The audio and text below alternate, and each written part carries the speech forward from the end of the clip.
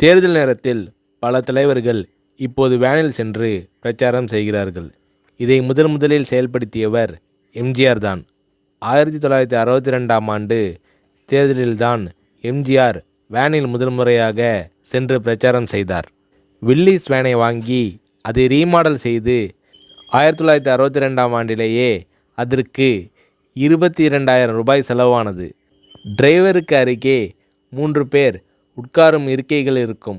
அதை அடுத்து வட்டமாக மரத்தில் ஒரு மேடை அமைக்கப்பட்டிருக்கும். அந்த மரத்திலான மேடை மேல் பெரிய ஸ்டூல் போட்டிருக்கும். அதன் மேல்தான் எம்ஜிஆர் அவர்கள் நின்று கொண்டு பேசுவார். நல்ல உயரத்தில் இருப்பதால் பொதுமக்கள் எம்ஜிஆர் அவர்களை நன்கு பார்க்க முடியும். வேனில் இப்படி பிரச்சாரம் செய்வது என்பது அறிஞர் அண்ணாவின் ஐடியா. ஒரு உயரத்தில் எம்ஜிஆர் அவர்கள் மக்களுக்கு தெரியும்படி நின்று கொண்டு பேசினால் நல்ல ஆதரவு கிடைக்கும் என்று அண்ணா அவர்கள் உணர்ந்தார்.